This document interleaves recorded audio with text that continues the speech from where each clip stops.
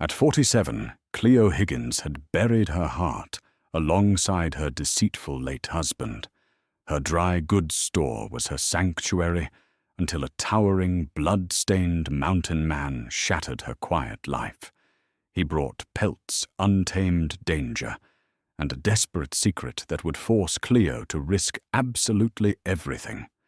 Cleo Higgins stood on the wooden boardwalk of Oak Haven, Colorado, a broom in her calloused hands, watching the late November sky bruise into a deep, violent purple. The year was 1887. At 47, Cleo felt much like the weathered oak beams supporting her mercantile sturdy, worn by the harsh elements and utterly invisible to the passing world. She had given up on the foolish notion of love a decade ago. Her late husband, Josiah, had been a charmer with a smile that could melt winter ice, but he had also been a gambler who left her with a mountain of debt and a heart turned to stone. For 10 years, Cleo had worked her fingers to the bone-selling flower nails, calico, and medicinal tonics, finally claiming the deed to the shop as her own. The silver framing her temples was a hard-won badge of independence.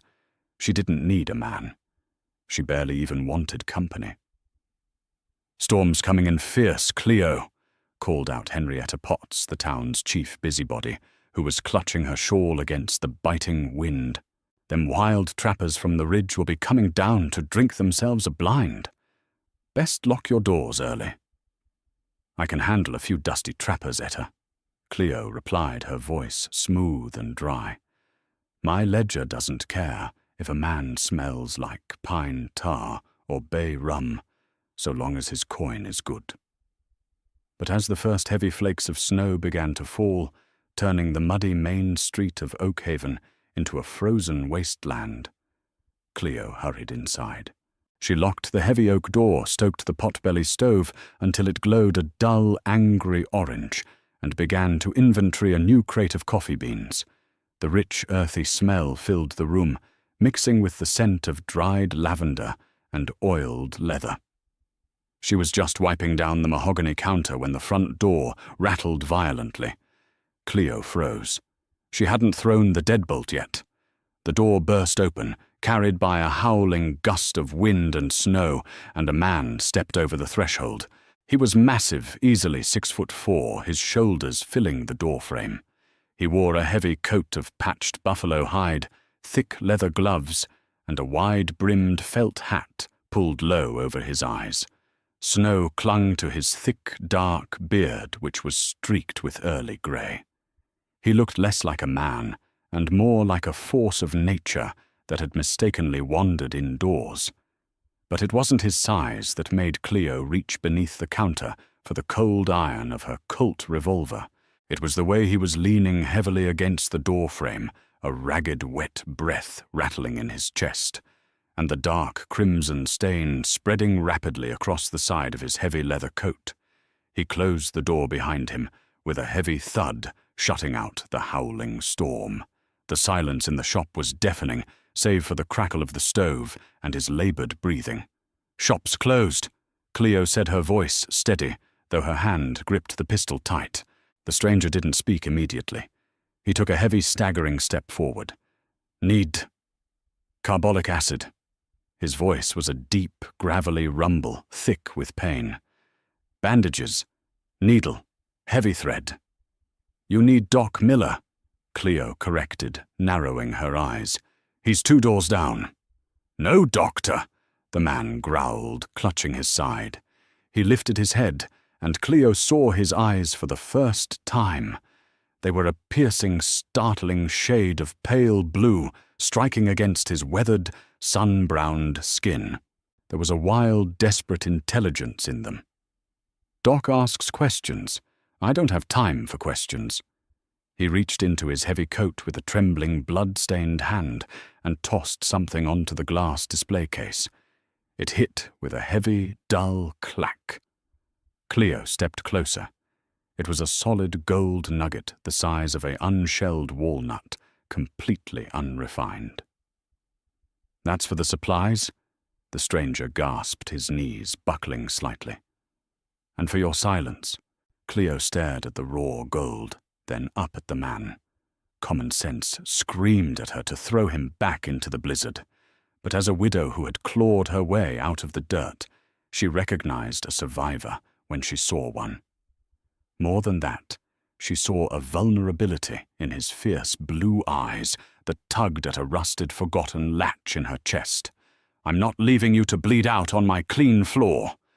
Cleo snapped her practical nature, overriding her caution. She let go of the revolver and grabbed him by his good arm. "Come to the back room. Now." He was impossibly heavy, his muscles dense and rigid, but she guided him into the storage room and ordered him onto a low cot she used during late inventory nights. "Take the coat off," she commanded, grabbing a basin and filling it with hot water from the stove. She gathered carbolic acid clean linen and a sewing kit. The man gritted his teeth and shucked the heavy buffalo coat. Beneath it, his flannel shirt was soaked through. It wasn't an animal bite. It was a bullet wound, a clean through and through on his lower left flank, missing the vital organs but bleeding profusely. "You've been shot," Cleo said, flatly soaking a cloth in the hot, stinging acid. "Fell on something sharp," he countered dryly, though a grimace tore across his face.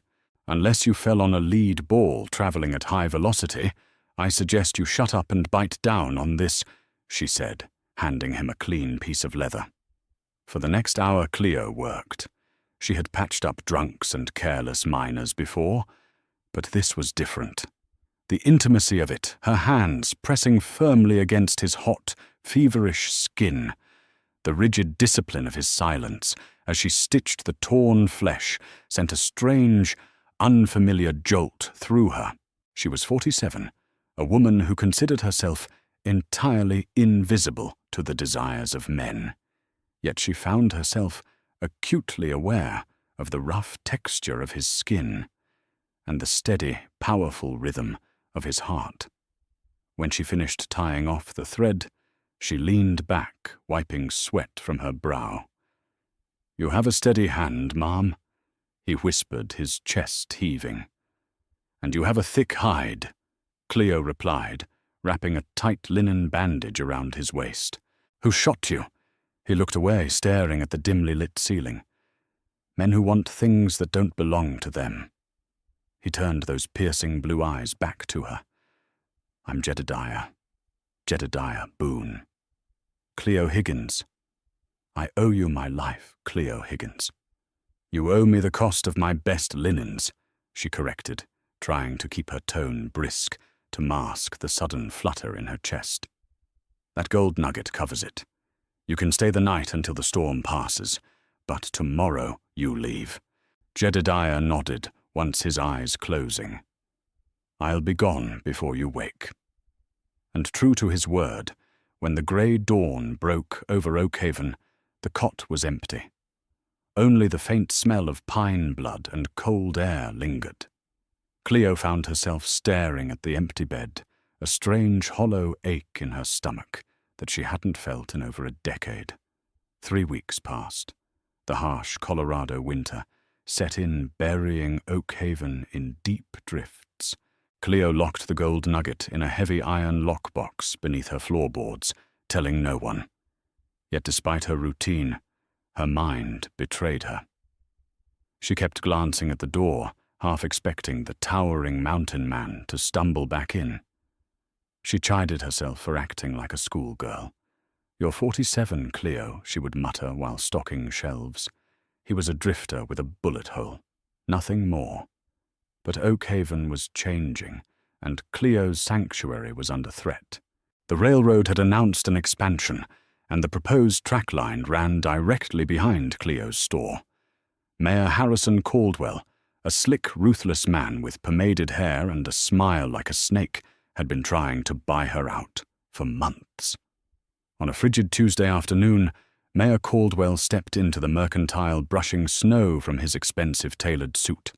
He was flanked by 2 of his hired men, rough-looking thugs named Virgil and Gideon. "Cleo, my dear," Caldwell said, his voice dripping with false sympathy. Still working these long, hard hours. A woman your age shouldn't be pushing herself to an early grave. Cleo didn't stop weighing out sugar. A woman my age knows snake oil when she smells it, Harrison. What do you want? Caldwell's smile tightened. I'm offering you a generous buyout, Cleo. $200 for the deed. It's more than fair. Oak Haven is modernizing. You don't have the capital to keep up. I have the deed, and my answer is still no, Cleo said, staring him down.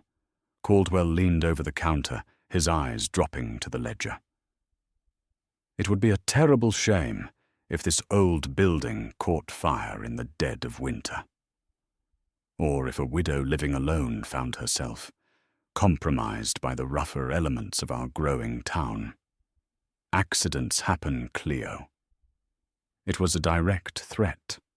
Cleo's blood ran cold, but her face remained a mask of stone.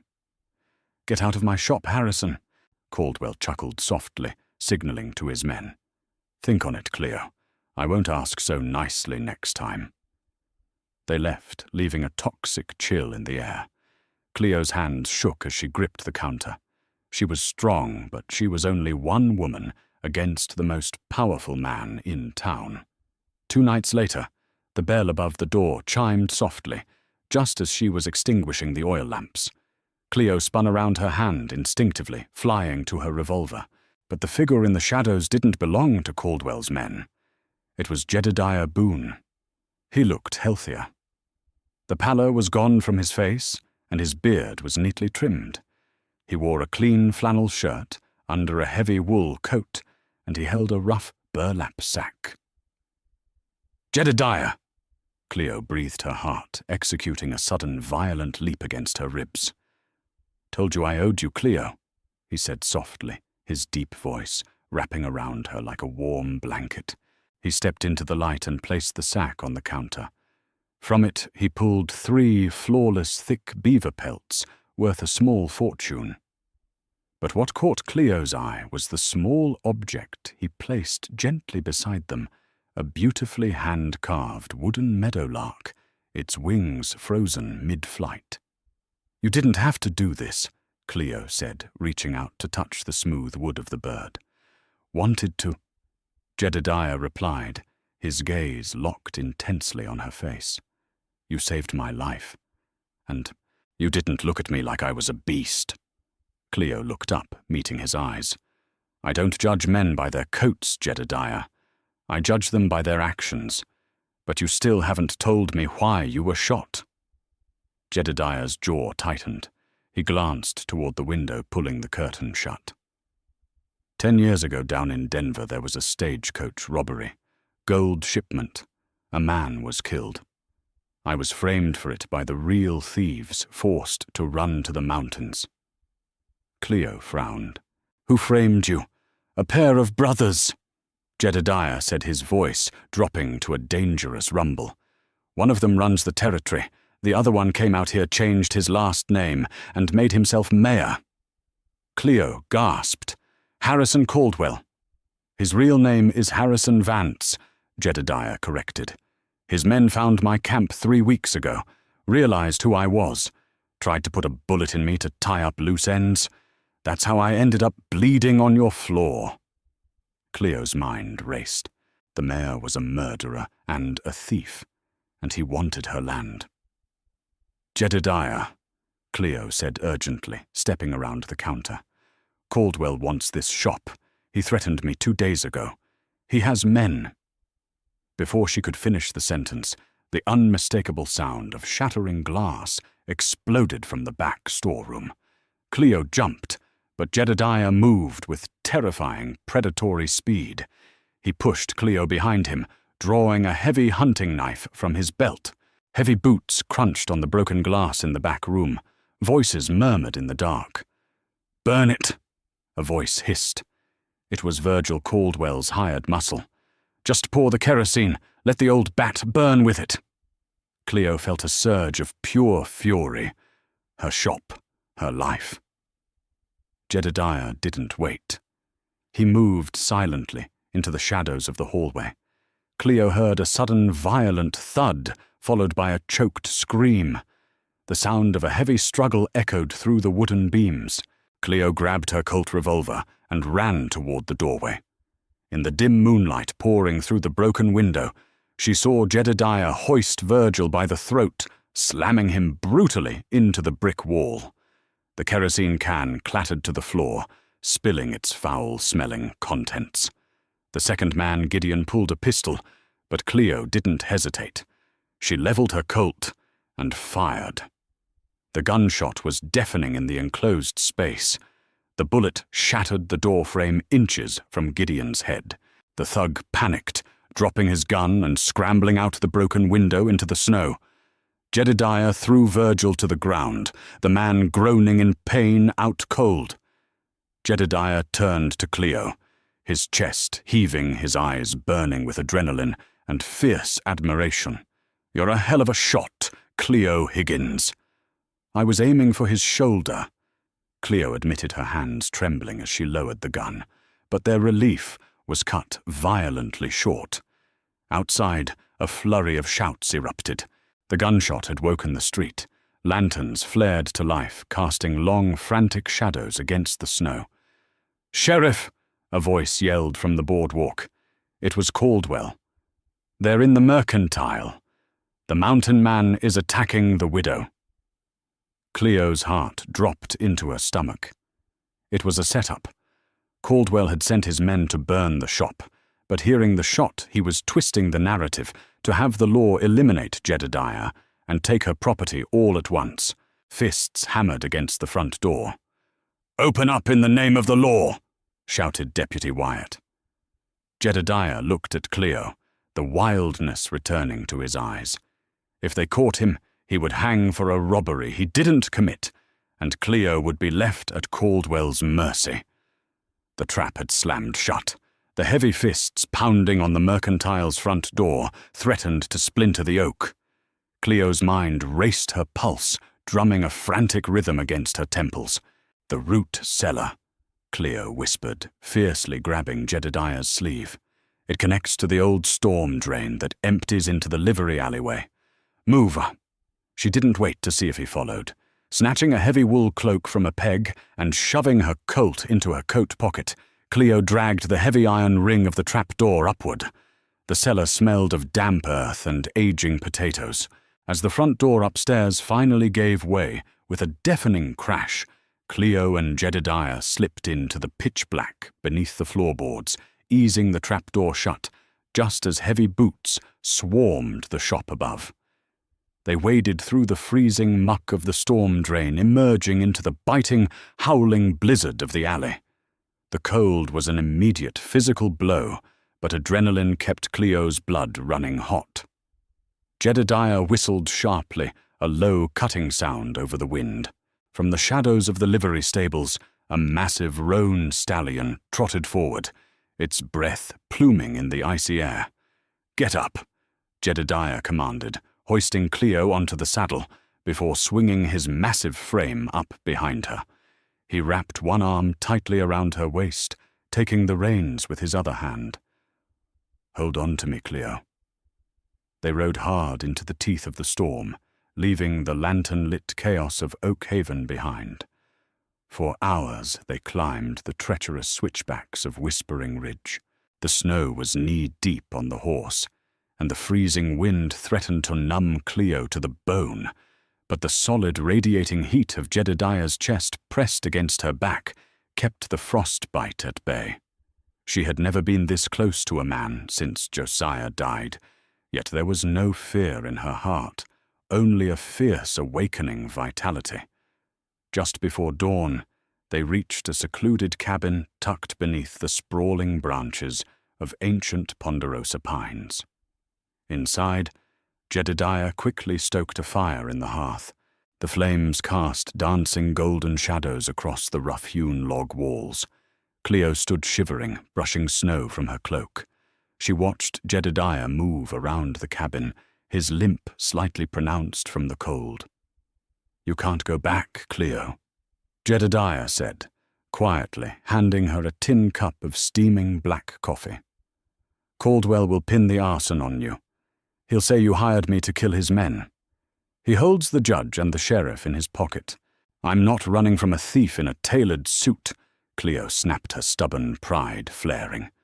She took a sip of the bitter coffee, relishing the heat. My life is down there. My shop. Jedediah stepped closer. In the firelight, his pale blue eyes held a vulnerability that stopped Cleo's breath. Your life is wherever you choose to make it. For 10 years I've lived like a ghost on this mountain. But when I was bleeding on your floor, and you looked at me with those fierce eyes, I realized I didn't want to be a ghost anymore. He reached out his calloused, weather-beaten hand, gently tracing the line of her jaw. The touch sent a shockwave through her chest. I am 47 years old, Jedediah. Cleo whispered, her voice trembling slightly. I am hardened. I am tired. I don't have the softness of a young bride. I don't want a young bride. Jedediah murmured, his voice a low, gravelly rumble. I want the woman who didn't blink when she stitched up a dying stranger, the woman who stood her ground against a tyrant. He leaned down, and when his lips met hers, there was no hesitation. It wasn't the desperate, clumsy kiss of youth. It was a deep, searing claim between two survivors. Cleo dropped the tin cup, wrapping her arms around his thick neck, pulling him closer as the years of loneliness finally melted away in the warmth of his embrace. Later, as the sun broke over the mountain peaks, casting a brilliant, blinding light across the snow, Jedediah pulled a worn leather saddlebag from beneath the floorboards. We don't have to run, Cleo, he said, pulling out a heavy leather-bound ledger and a weathered tin badge. I told you I was framed. I've spent the last decade tracking down the real evidence. Cleo opened the ledger. It was a meticulous record of bribes, land thefts, and stolen gold shipments, and stamped at the bottom of the most damning page was a seal Cleo recognized. This is an official case file from the Pinkerton National Detective Agency. Cleo breathed, reading the signature. Agent Charles Siringo. Siringo was tracking the Denver Mint heist, Jedediah explained.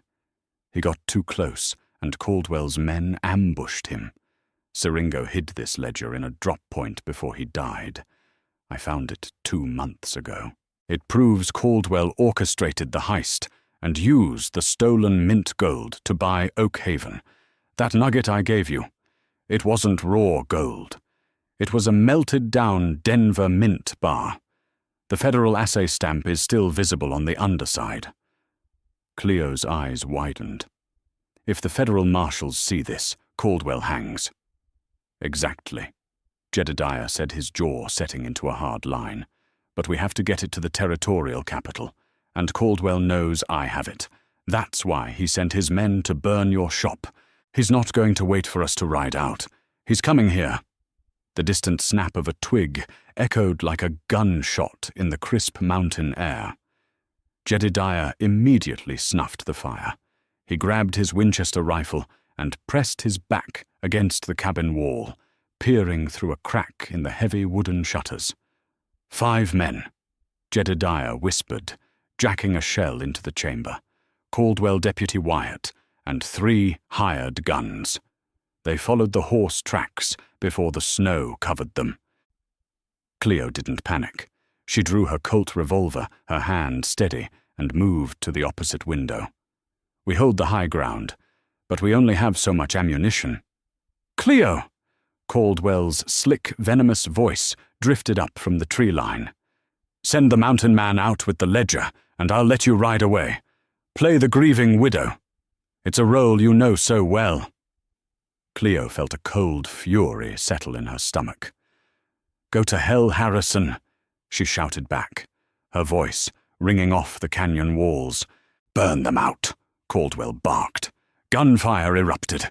Bullets tore through the thick timber of the cabin, sending wood splinters flying. Jedediah returned fire, the booming crack of his Winchester, dropping one of the hired guns instantly. Cleo took aim through the shutter crack and fired, clipping Deputy Wyatt in the shoulder. The man shrieked and dropped his rifle, crawling desperately behind a snowbank. But Caldwell was relentless. He and his remaining 2 men laid down a punishing barrage of suppressing fire, slowly advancing up the ridge. "They're flanking us," Jedediah growled, reloading his rifle with lightning speed. "I'm going to slip out the back and circle behind them in the timber. Keep them focused on the front." "Be careful," Cleo said, grabbing his arm for a brief, tight squeeze. Jedediah slipped through the rear door, melting into the snowy forest like a phantom. Cleo was left alone. She fired rhythmically, keeping Caldwell and his men pinned down. The smoke from her revolver stung her eyes, and her ears rang from the deafening noise. Suddenly, a heavy thud hit the front door. One of the hired guns had made it to the porch. Before the man could kick the door in, Cleo stepped back, aimed dead center through the wooden panels, and fired twice. A choked gasp sounded from the porch, followed by the heavy thud of a body hitting the planks. "Hold your fire! Hold your fire!" A new, booming voice echoed from the base of the ridge. Cleo paused, peering through the smoke. Riding up the trail, flanked by a dozen heavily armed men with silver stars pinned to their dusters, was United States Marshal Thomas Dawson. Caldwell froze his face, draining of color. "Marshal Dawson, thank God you're here. This man—" "Shut your mouth, Caldwell!" Dawson barked, drawing his repeater.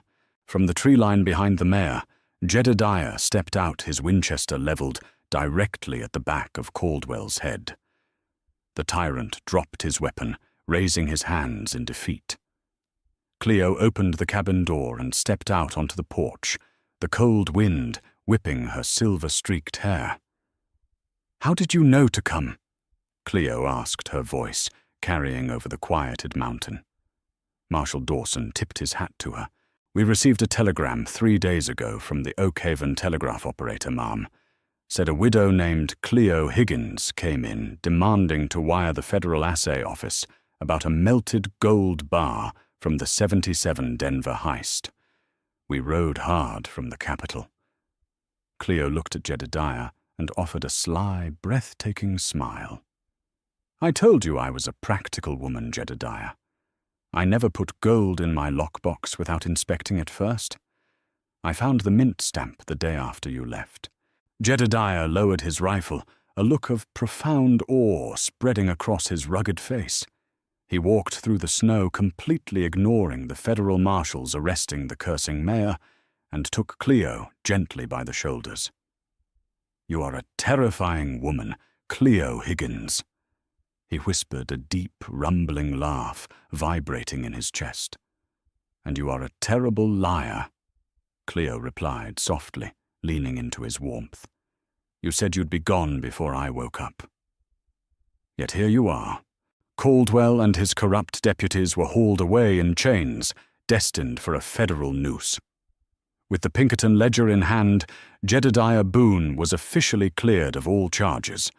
The bounty on his head was transformed into a hefty reward for the recovery of the stolen mint gold. A month later, the Oakhaven Mercantile reopened, but the sign above the door had changed. It no longer read Higgins Dry Goods. It was freshly painted with bold, proud letters, Boone and Wife Mercantile. Cleo stood behind the mahogany counter, the heavy gold nugget now fashioned into a beautiful ring resting on her finger.